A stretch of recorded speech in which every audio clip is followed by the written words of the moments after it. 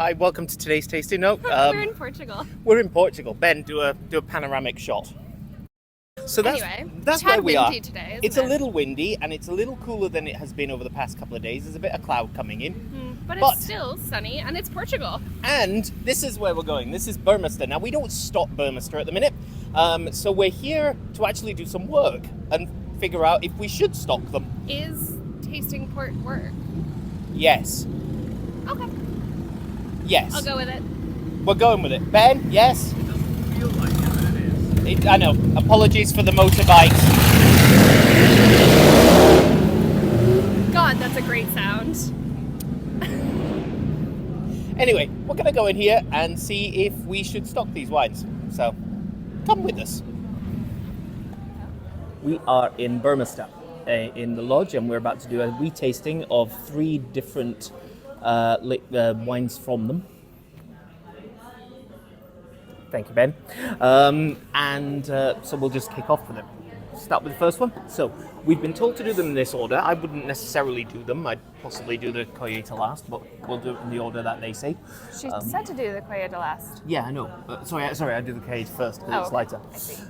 But anyway, so this is Burmester LBV 2019. So we've tried quite a few wines over the past day, and Quite a few. Are you hungover? No. I'm No? still annoyed about the tour, to be honest. That's in the video now. Calming thoughts. We're very privileged to be here. We are incredibly There we privileged go. to be here. Yes, I know. I think that'll get edited. Anyway, right, so it's quite a sort of muted nose, isn't it? It's very light. Yeah, it's got a prettiness to it, but it is quite a sort of softer, sort of more light, delicate sort of aroma. And it's light and delicate on the palate. Yeah. There is absolutely nothing special about this port. I'm trying to see if I can see a bottle of it on the shelf. It's just kind of like, it's just kind of there. It's dry, it's light, the alcohol's reasonably well integrated. It's just a nice, simple, easy LBV. It's a nice salty cheese, Yeah. which she did say. It's a sheep's cheese. Mm-hmm. And I like it better than I like the port.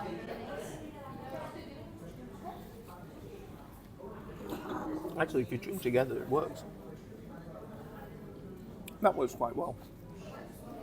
It does work quite Yeah. well, but it works because the cheese is good. Yeah. Right, anyway, moving on. 2012 vintage port from Burmester. Very similar color. So the thing, sorry? Is it a single Quinta one? Sorry, what You're was it? Quinta. really struggling. Sorry, who, me? Quinta, what is it? Quinta de Arnozello. Arnozello vintage port I've not 2012. had a lot of sleep over the past, 48 hours. So This is much nicer already. yeah, it's lifted. It's got a bit of florality to it. It's got a nice sort of. It's got that currenty thing. That's decent. But with a sort of sounds daft, Candied but a currants. porty lift. Candied currants. It does have that sugar. Mm-hmm. But just a tad. And you know what? This is, Ben, you just said it. That's fine. Actually, for a vintage port that's that young, Yeah. the tannin is surprisingly delicate. It's there, it's firm, but it's got this silky element to it, which is just really quite a sort of. That's a pleasant little wine. Silky is the word. It is a good port wine for people who Yeah. don't think they like port. Mm-hmm. It's a great vintage for them to start out with. All right, let's go to the one we're actually excited about. Yeah, I like that. That's good. Collita. Final one, Collita 2002. Ooh, I love that smell. Yum. Ooh, that's sort of like it's It's apricot-y caramel. it's that apple cake we had last night. Oh, with the tonic port ice cream. My God, that was good. It's not. It's the French toasty thing. It is the French It's toasty a sort of thing. apple strudely sort of So we French had toasty a thing. French toast that was cold and covered in candied apples and oranges, and it was just phenomenal.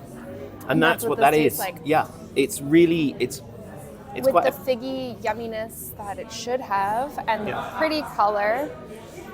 it's got a sort of real. It's almost like it's almost perfumed. It's sort of perfumey. Yes, but it drinks perfumey. Right. Okay.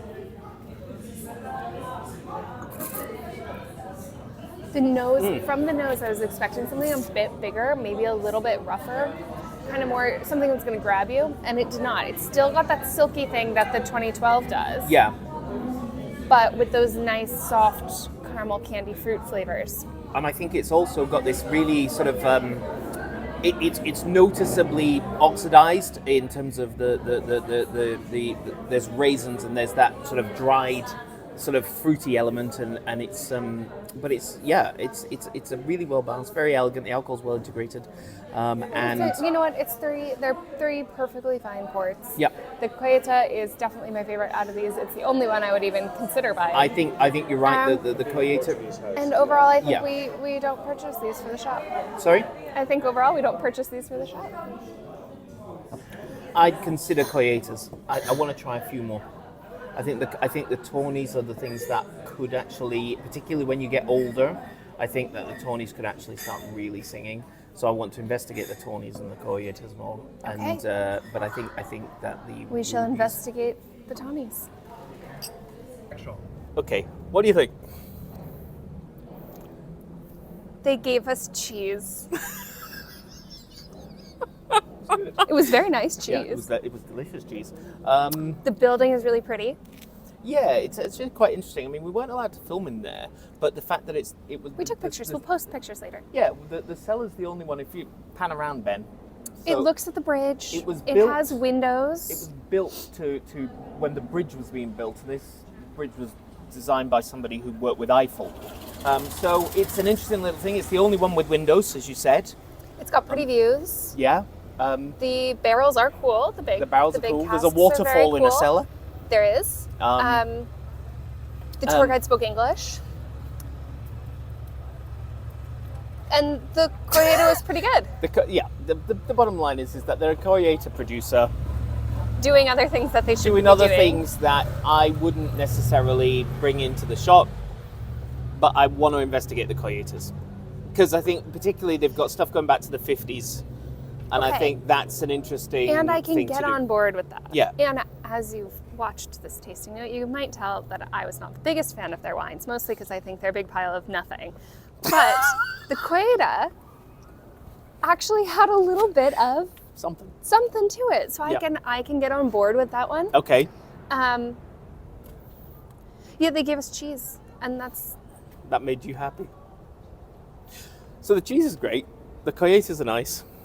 The rubies and you know what? The ru- if the rubies if are a you bit know commercial. absolutely zero about port, yeah, this was a decent educational tour to take. yes. Only if you've never had a port, nor do you know anything about it. So basically, if you have been abducted by an alien and deposited In Porto. in Porto, you could come here or go somewhere else. Or go literally anywhere else. I do like the Coyetas. The Coyeta was fine. It's gonna be, I've tried No. old Coyeta from them and it was And good. you know what? It was fine.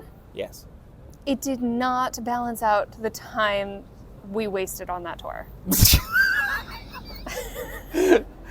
I used to think that Ben was We- difficult to do videos with. Gone to a bar and tried the Coyeta. Well, that's where we're going and had now a because better experience. Because what we're now doing is we're going to go to Quevedo, which we are genuinely just going to rock up and pay to try a bunch of their wines, and she's already gone.